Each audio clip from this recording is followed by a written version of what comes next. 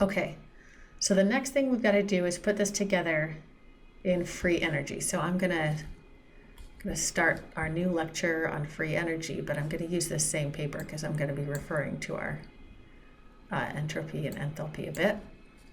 So free energy is given by delta G. Zoom in over here. It's given by delta G, and that is kind of a combination of all of the what we call the free energy in the system. It's a combination of both the entropy, which is the energy involved in order or disorder, and the enthalpy, which is the energy involved in movement of molecules. So overall, it's going to put those two together and be a measure of the energy available in a system. And what we find is that if a process or reaction overall is spontaneous, then our free energy is negative, and if it is non-spontaneous, it's positive.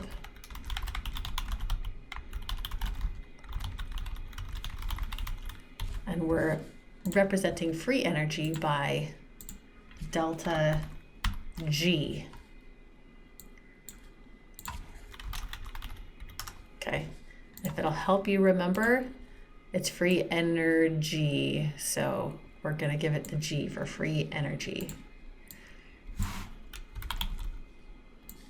So it's really interesting that you can use just the enthalpy and the entropy to help you predict if a process is going to be spontaneous or not spontaneous.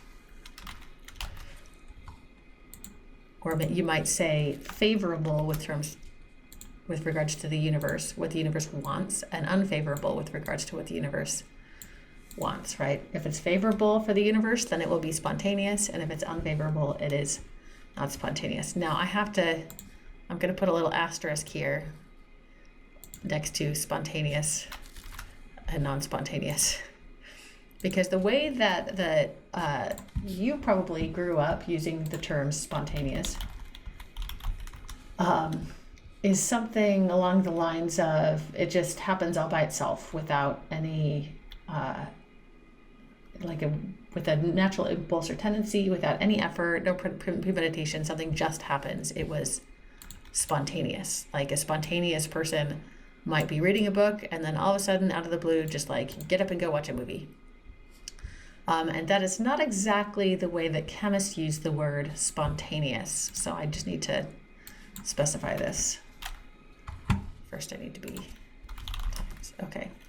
Spontaneous means that the reaction or process will continue to occur without any assistance once it has begun, right? So, like, to give you an example, we've got a couple examples over here, right? We put our ice cube in the freezer, or we burned gasoline, right? Now, we can see that gasoline will burn. That means it's exothermic, but it doesn't just burn by itself, right? Like if you had gasoline in a cup or something, it would not just light on fire spontaneously the way you and I typically think of the term spontaneously, right? It's going to stay liquid for a long time. That's why we can have gas stations, because they don't just go up in flames every day all by themselves, right? But once I add a spark, and all it takes is a spark, it will all burn away without any additional assistance from me, right? And that spark was just a tiny bit of energy, hardly anything at all. But all I need to do is give it that little spark and everything will burn without any additional assistance. So that would be a spontaneous process, right? Because I didn't have to continue doing it. By contrast, this process of putting the ice cube tray into the freezer, it's true that after I stick it into the freezer, I don't have to continue doing it. But what I'm forgetting is that the freezer is continuously processing this thing, right? I couldn't put it in the freezer, take it out, and then expect it to continue freezing all by itself without any additional interaction. Does that make sense? But I put it in the freezer, and the freezer itself is continuously sucking the heat out of it until it's totally frozen. So the process of freezing water, at least at room temperature, right? The process of doing that would not be spontaneous because it has to be continuously having the heat removed out of it. Does that make sense? Are you guys with me?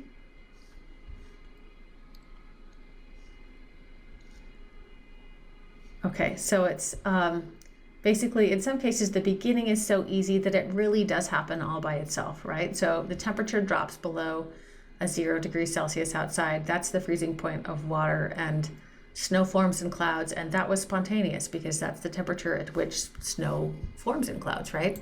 And in that case, I didn't have to help it get started, right? But there are some cases where, like with the gasoline, you might have to give it a little bit of spark to get that going. We will talk about that in a little bit more detail in a minute. I just want to make sure that we understand what this is. So we're just going to do a little bit of prediction here to see, make sure we're all on the same page. Here we go. This is from your worksheet. Predict whether the following processes are spontaneous. And here I am relying a little bit on your understanding of what the world is like, okay? So you guys tell me, dissolving sugar in water, would you call that spontaneous or not spontaneous? Good, Nicole, that's spontaneous. If you dump sugar in water, it'll dissolve all by itself. You can make it go faster if you stir it, but it's not like stirring it is giving it some extra kind of energy that is making it do something it doesn't want to otherwise do, if that makes sense. Sugar just dissolves in water. That's a thing that it does. Okay, what about automobile gasoline evaporating on a hot day? You're out pumping gas, you spill some on the ground. That's a problem, actually. It degrades our air quality. Don't do that. But that is spontaneous. Not that anybody would do that on purpose, right? Gas costs money. But if it's hot, yeah, it'll evaporate. You can smell it. Everybody knows that. Okay, what about burning propane gas? Got your grill, gonna make dogs.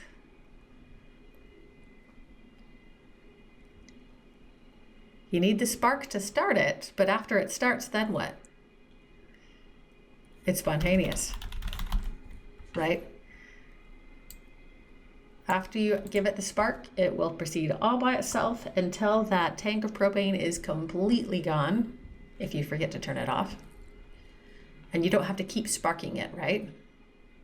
It's not like you have to keep that to, turn it on so it's sparking it constantly. You just have to get it started, and then it will proceed without any assistance all by itself. Okay, what about charging your cell phone battery? Sarah's exactly right. Nicole, yes, exactly. Non-spontaneous, right? If you plug it in and then unplug it, it's not going to keep charging, right? The reason that you have to plug it in is so that the electricity from the wall can give it a continuous feed of energy to charge it up. Does that make sense? You guys sound like you got it.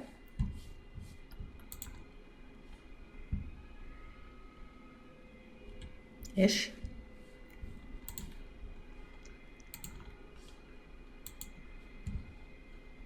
Okay, so here we go. Let's take it to the next level, right? I mentioned that this had to do with kind of, putting together what the universe wants insofar as disorder and movement energy. And there's a mathematical relationship here.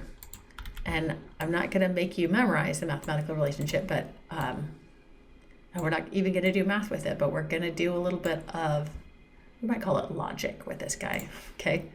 Got this relationship, actually I'm going to stick it up here, between enthalpy, entropy, and free energy. And this is what it is. So your free energy whether it's plus or minus, depends on what the enthalpy is, subtracting the entropy multiplied by the temperature, okay? So just to make sure that we know what each of these things are, I'm gonna specify here, that's the free energy. This one is the entropy or disorder of the system. This one is the enthalpy or heat energy in the system. And this cell over here is the temperature, and it's actually always given in Kelvin units. And what that means is that it is always positive. That's the reason we use kelvins. It's always positive. So we know that delta H might be plus or minus. We know that delta S will be plus or minus, but we do know that that T here is always positive, right? And then we're gonna subtract. So pay attention to this. We're subtracting the product of T times the delta S. Does that make sense? All right, so this gives us a couple different options, right? We could have a case where like delta H is positive and delta S is positive. We could have a case where delta H is negative and delta S is negative. We could have a case where delta H is negative and delta S is positive. And we could have a case where delta H is positive and delta S is negative. Those are our four options that we have to determine whether your delta G is positive or negative. Does that make sense? There's not any other option for delta H or delta S, so we can kind of predict a little bit what might happen. Now, so let's just see. Okay, let's just see what would happen if my delta H was positive and my delta S was negative. Okay, we're not gonna do math with real numbers. We're just gonna kind of, okay, hypothetically, I have a positive number and I'm subtracting this thing, right? A negative number for delta S multiplied by a positive. Negative times a positive is gonna be what?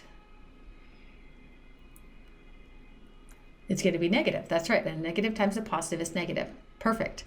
What happens when I subtract a negative? Do things become more negative or do they become more positive?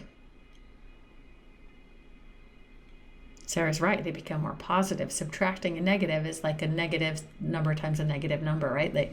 Subtracting a negative becomes more positive. So in this case, I would have a positive number and it would be becoming more positive. And therefore, my value for delta G, I don't have to know what numerical value it is. I can tell you it will always be positive. Does that make sense?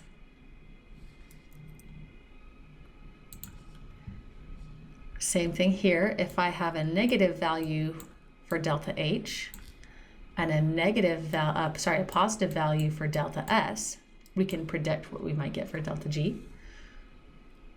Let's see, T times delta S is going to be a positive times a positive. Positive times a positive is going to be a positive, right?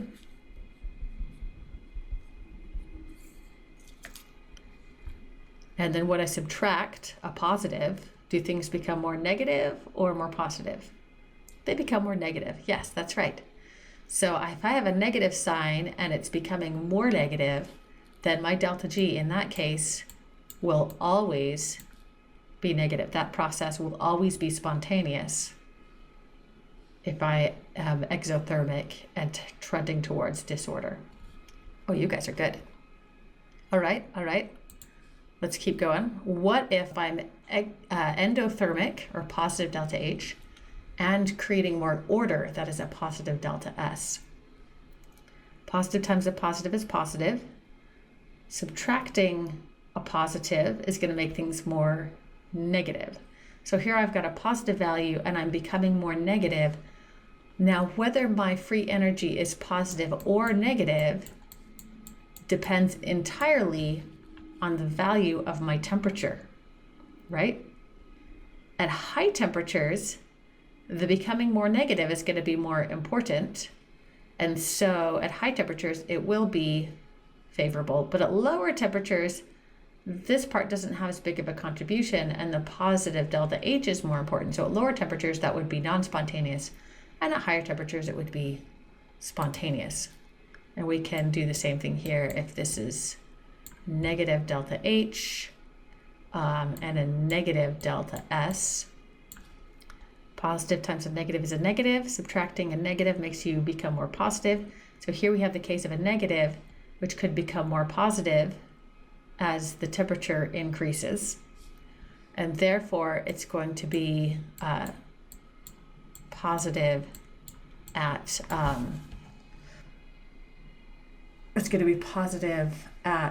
high temperatures and negative at low temperatures, right? So it depends. In both of these cases, it depends on the temperature. Okay. Sorry, Zach, I didn't see exactly when you wrote that. You said, can you repeat the order of the math? What I'm generally doing first is I'm determining the sign of this guy, the T delta S, and then determining how that changes with a negative sign there, and then applying that to the delta H. That's what I usually do, right? So like if I'm doing the black, again, I'd say delta S is negative, a positive T times a negative delta S gives me a negative value for T delta S. When I subtract the negative, I'm going to get, everything becomes more positive. So here in the black, I would have a negative delta H that becomes more positive with higher temperatures. So that's makes you non-spontaneous at higher temperatures, spontaneous at lower temperatures. The opposite of the red, which is non-spontaneous at lower temperatures and spontaneous at higher temperatures. Now, high temperature, low temperature, that depends on the process. Very specific to it, all right? And again, I think you guys would probably just prefer it if I threw number values at you and said, do some algebra with this equation, but that is not what I want you to do. I want you to kind of be able to predict a little bit what you might see here using some of what you know about delta H, using some of what you know about delta S, and using some of what you know about life and delta G, and help you put it together. Here's what I want you to be able to do here. This is on your worksheet as well, but this is it. We'll do these practice examples from your lecture notes. So here I'm given this process, going from solid water to liquid water at 5 degrees Celsius. Can I tell you, or can you tell me the enthalpy, the entropy, or the free energy for this process? And I'd love for you guys to be able to look at this and say, okay, look, going from a solid to a liquid, that's gaining more movement energy. So my delta H would have to be positive because I would have to absorb heat, to do that, But going from a solid to a liquid, my particles are becoming a lot more disordered, right? Because in a solid, they were fixed in position and now they're running all over the place. So my delta S there is positive for being more disordered. And then for spontaneity, you'd have to say, well, hang on a second. We said if they were the same, right? Like positive, then it depended on the temperature. So you have to look at this and say, does solid water melt at 5 degrees Celsius? Here you have to use something that you know about life, right? That's,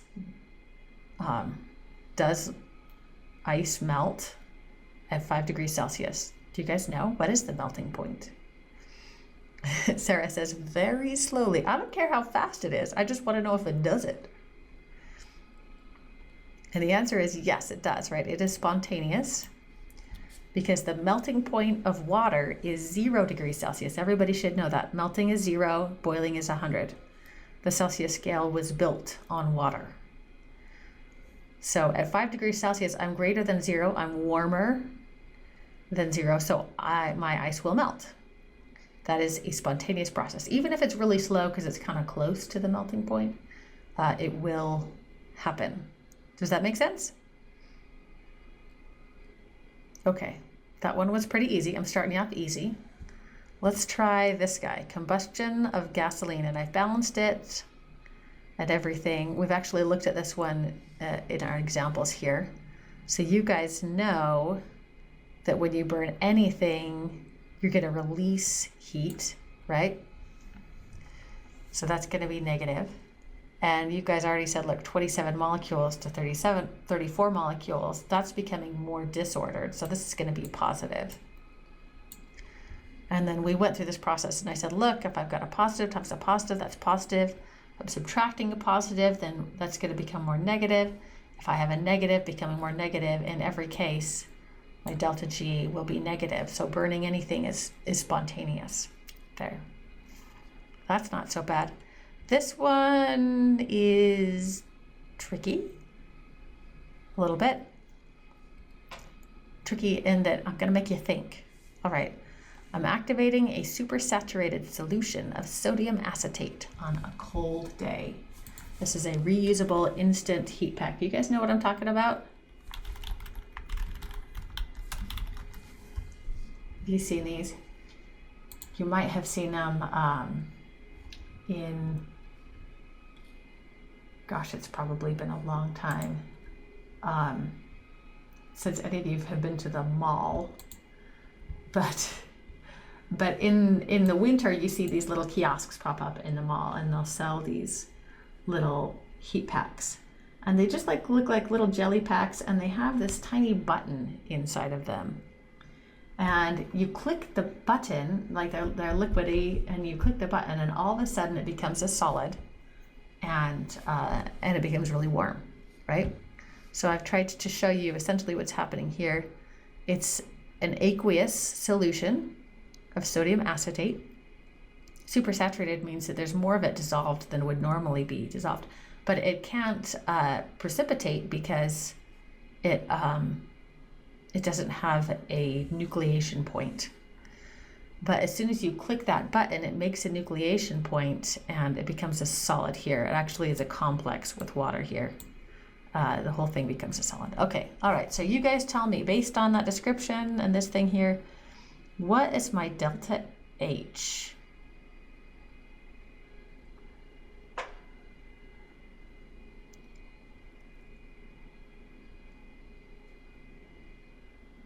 Why is it negative, Nicole?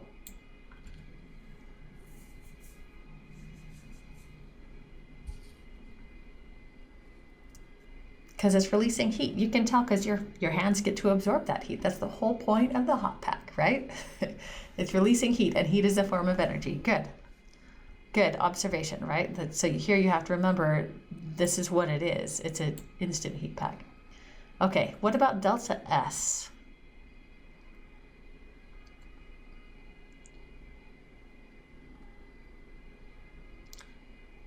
Is it moving towards more disorder or more order? Kind of looks like one thing going to form one thing. But do pay attention. This is an aqueous solution, so it's running around in liquid, and this is everything is solid. So that is actually going to be tending towards more order because everything is solid in this crystalline arrangement. So now we're stuck. Hang on a second. If they're both negative, then that's our black case here, right? We've got negative delta S, negative delta H. Then it depends on temperature. So negative times a positive gives me positive. Subtracting a positive makes things, negative times a positive gives me negative. And then subtracting a negative makes things more positive. And if I'm starting from a negative but becoming more positive, then it depends on temperature. So you guys have to tell me, what do you guys think? Is this going to be a spontaneous process or not? Nicole says spontaneous. Why? The temperature described here is the cold day. Yeah. Good question, Sarah. Nicole says it's negative because it does it on its own after you give it the start, right? All you have to do is click that little button and it just goes. It continues on. The other reason you know it's spontaneous is because if it didn't actually work, nobody would buy it as a heat pack, right? So you know that this works. Now, this is called a reusable instant heat pack, as opposed to like the little ones that you like pull out of the plastic and you shake up. Those ones you just have to throw away. These ones are reusable because when you're done with them, when they cool down, then you can plop them in a pot of boiling water. That changes the temperature. Now you're no longer sitting out in the cold. As you increase the temperature, the negative value of the entropy, like that, this has a larger effect. And now it becomes non-spontaneous and the reverse reaction occurs, right? Everything goes back into solution, and once everything's back into solution, you can take it out. I've always been intrigued by them. They seem like a really eco-friendly thing, but I just know I'm gonna stick it in a pot of boiling water, walk away, forget about it, and then my hot pack's gonna be ruined, and then I'll feel bad about destroying a $20 hot pack. But that's how those guys work. Does that make sense?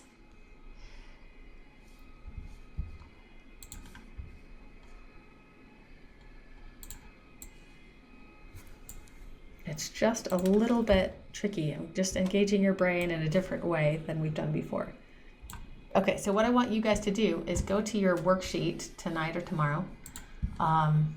Bring it over here, you can see. And try your hand at filling out this little chart, okay? All right, I'll let you guys go. Have a great day.